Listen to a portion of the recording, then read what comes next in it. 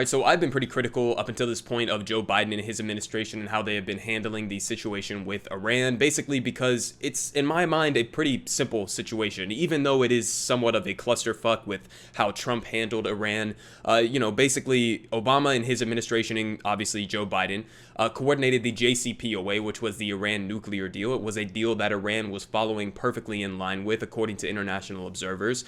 And Trump comes into office. He doesn't like the fact that Obama made a deal that was pretty much working, and Trump blows up the deal, unilaterally pulls out of the deal, slaps Iran with illegal sanctions, and significantly escalates with them as well with things like the assassination of Qasem Soleimani, a top Iranian general. And so Trump completely blows up the situation.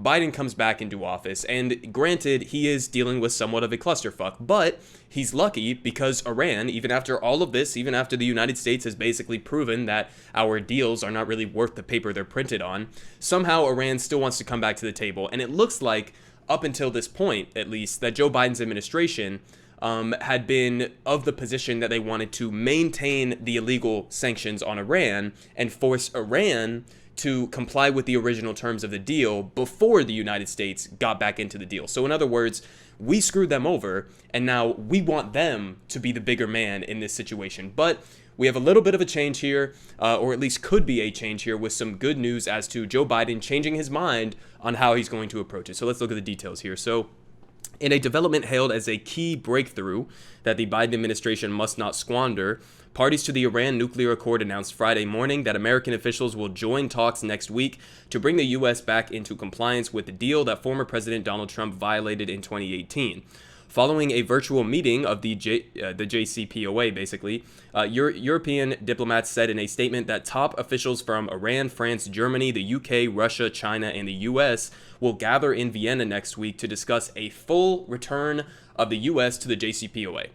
So this could be gigantic if they're going to seriously discuss this, and the United States is going to be willing to fold on some of the demands that Biden has been making up until this point, for example, on the illegal sanctions. So an anonymous U.S. official, okay, let's take this for what it is. It's an anonymous U.S. official, so it's not 100% that this is an accurate depiction of what's actually going on.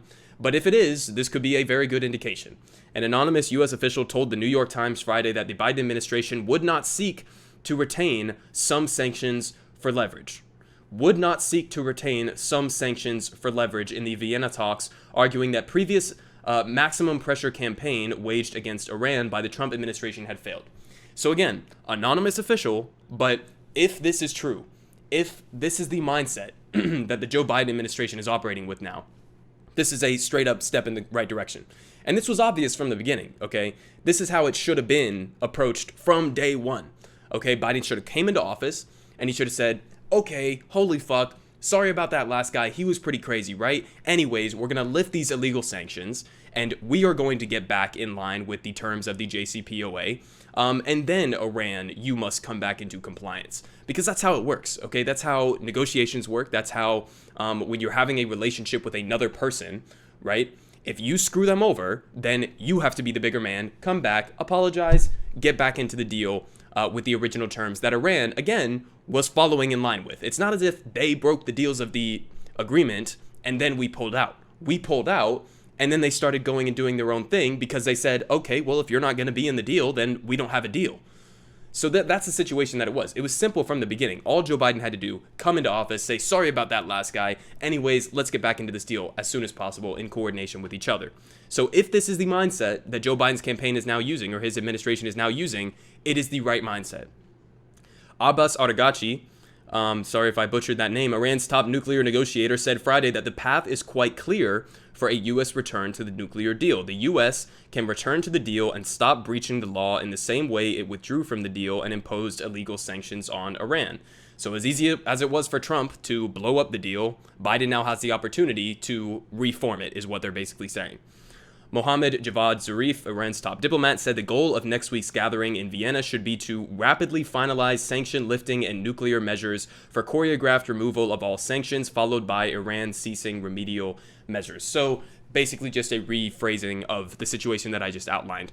This is exactly correct, okay? I don't like to just pick sides on who's right in a lot of these foreign diplomacy issues, but this is very simple. This is very simple. The United States is in the wrong. Donald Trump was in the wrong. And so Biden has a clear opportunity here to do what Obama did and actually go back to the table and get back into this deal that was working. And so here's what Ro Khanna had to say about it. Let's just speak plainly. It has been a disappointing start when it comes to Iran policy from the administration. That's an understatement. They should have been already trying to get into this deal, Ro Khanna said during an event hosted by the NIAC earlier this week. I think we have to continue to make a very simple case that we have to try to get back in the JCPOA by getting back into the JCPOA, not by playing a game of chicken.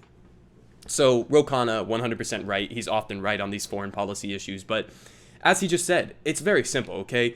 Biden, up until this point, has been taking the wrong approach. He has been basically following in Trump's hawkish footsteps towards Iran. There's no reason to maintain these sanctions. They are illegal sanctions that were levied against Iran based on false premises, right? Donald Trump basically just didn't like the deal, so he pulled out of the deal. So we were in violation of the deal. We slapped them with illegal sanctions, and then we assassinated one of their top generals, which I can't even express how big of a deal that was. That would be as if, Iran had killed Mike Pompeo or something. So can you imagine the fact that we even have them coming back to the table is a miracle in and of itself.